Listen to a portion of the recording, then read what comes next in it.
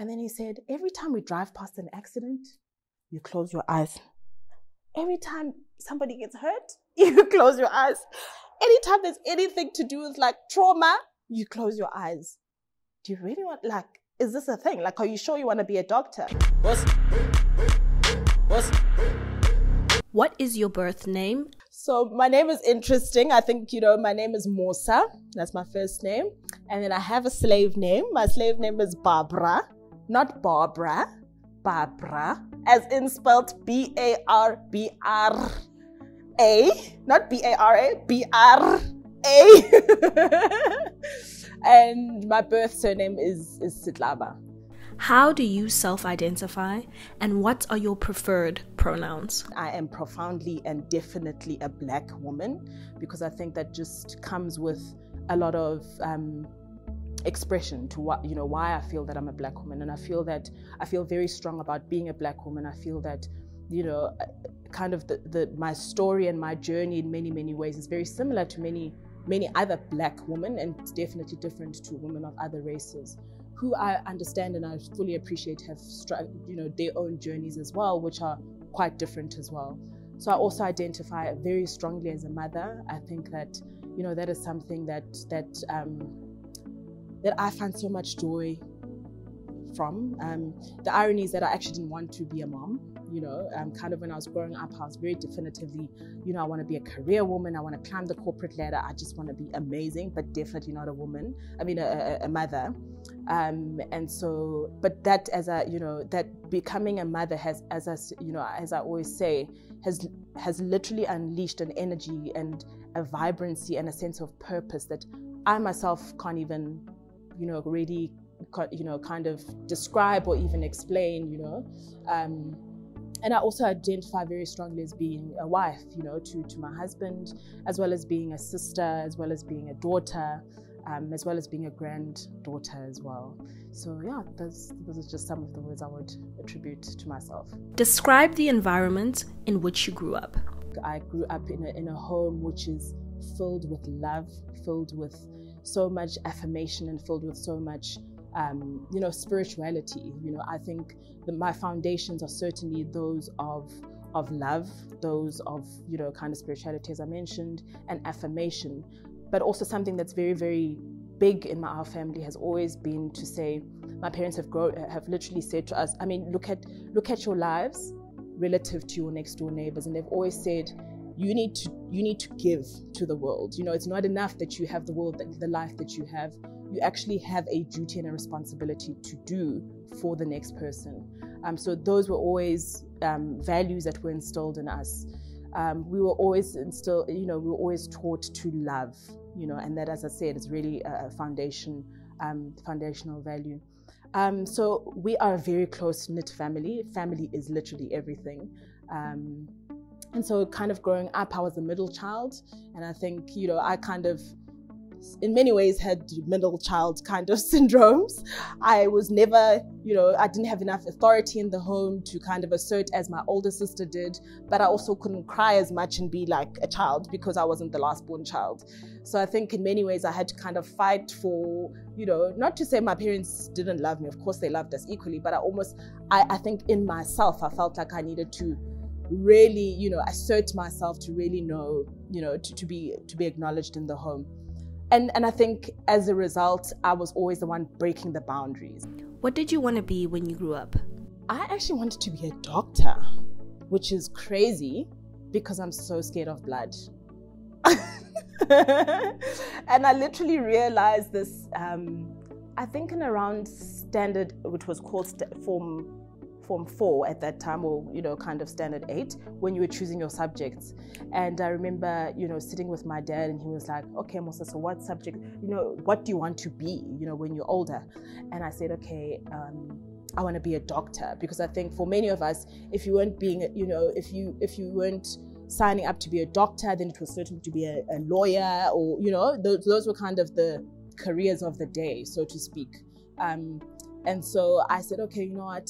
I would love for my parents to have a doctor, like Dr. Slaba in the family, you know, because there had never been one. And so I wanted to be a doctor. And then my dad was like, okay, Wanaka, you want to be a doctor? So I was like, yeah. And then he was like, okay, so you need to do these subjects. And then he was like, but let's just think about this, you know? And then he said, every time we drive past an accident, you close your eyes. Every time somebody gets hurt, you close your eyes. Anytime there's anything to do with like trauma, you close your eyes. Do you really want, like, is this a thing? Like, are you sure you want to be a doctor? And then that's when I was like, yeah, sir, that's not gonna work. Describe your work now and how you came to do what you do.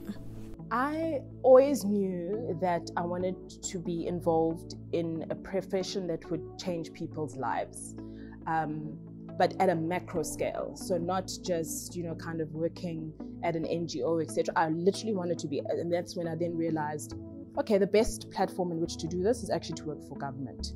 I thought that the best way to do it was from an economic perspective, and so that's when I went to UCT in my first year. I had signed up for a PPE, politics, philosophy, and economics, but I was really determined. Like, economics is the thing, because the economics, the economy is what changes, determines change in society and countries. I quickly learned statistics is not my thing. I hate numbers. They don't work with my brain. And so I then realized, okay, you know what? I actually want to do political science. And at that stage, I realized, okay, this is what I want to do. I then got involved in, I then worked for a number of government departments. Really, really tough. I mean, I really believed that I had a lot to give, but the structure of government was not really open to a young person that's overly qualified to come and tell us what to do. And so I then, was an intern, and then I navigated through several government departments, etc., but really trying to figure out what it is that I wanted to do with myself, and, how I thought that I would really have the change that I wanted and I believed that I could make to the lives of South Africa.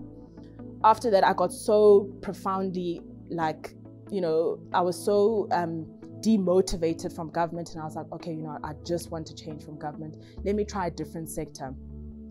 But also what I had seen very early in my stage is a lot of the capabilities and a lot of actually the things that need to be done by government doesn't have.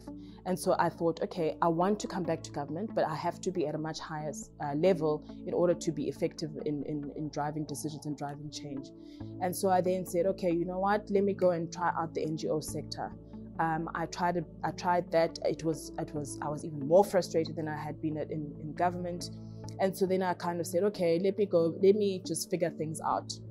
Believe it or not, I mean, I graduated from UCT with my master's degree and was unemployed for 8 months. It was so tough. That was really tough on me, in terms of my professional journey and my personal journey. That was really tough. I was just like, but guys, I have so many degrees and I've got so much to give to the world.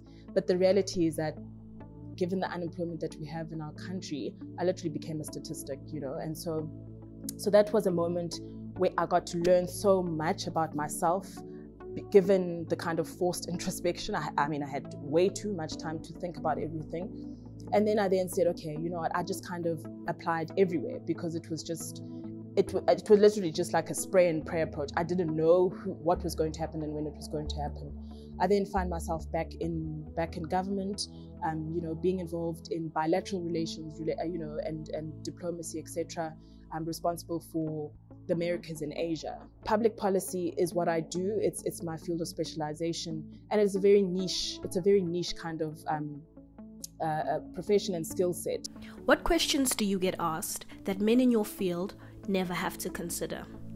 A lot of people will say, okay, but you're a Black woman, how did you get to where you are in terms of senior management, etc. in your firm? And it's just like, it's been really, really hard, but I think a man doesn't ever have to answer that question. It's just taken for granted that, okay, they qualified, they kind of went through the process that they needed to go through. But for me, it's always like, but how did you do it? How did you actually do it? And I think the subtext to that is like, there must be something, you know what I mean? It's never a positive subtext, let me just say that. How do you respond to people referring to you being the first?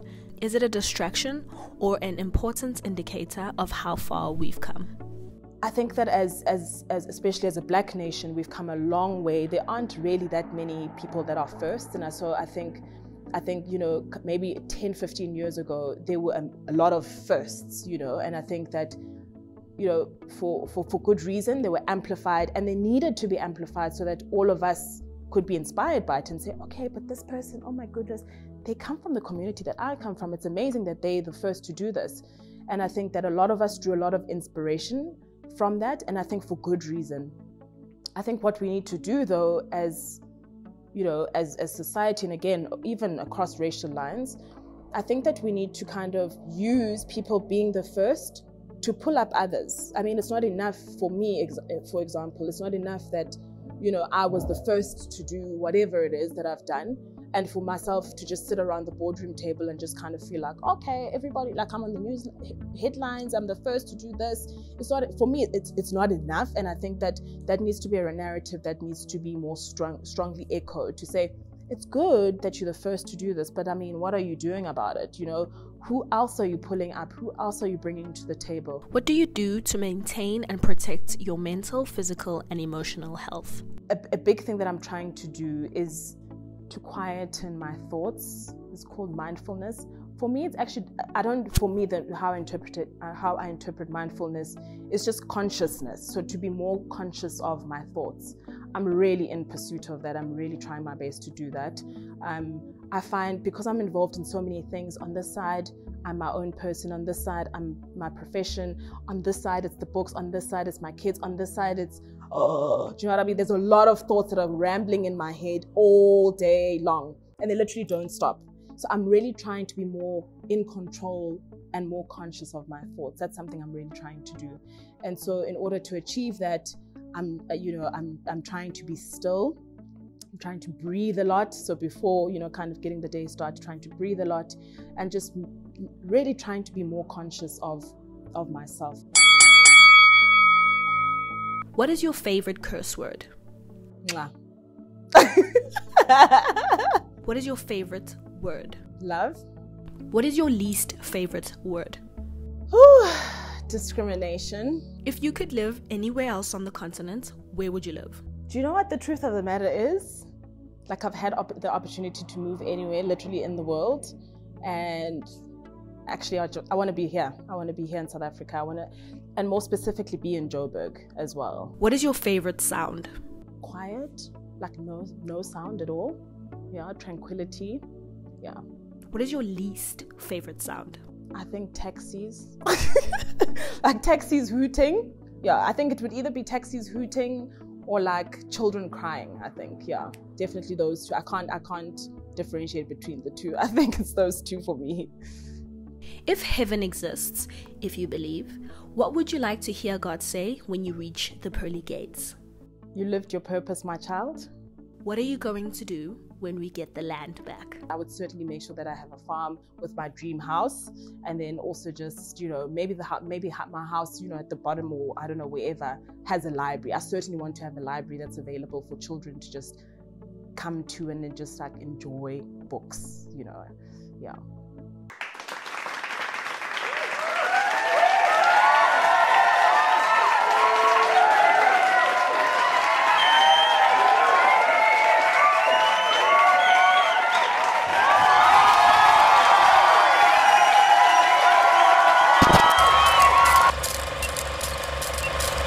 My name is Lesoko. I am a marketing and brand professional, and the item that I brought with me today that is important to me is a little diary that I got about a year and a half ago. I was in a weird space. I had just kind of finished with school. I was looking for work really bad, and I just don't want to stay home and feel uncomfortable and make my parents feel uncomfortable about me being there.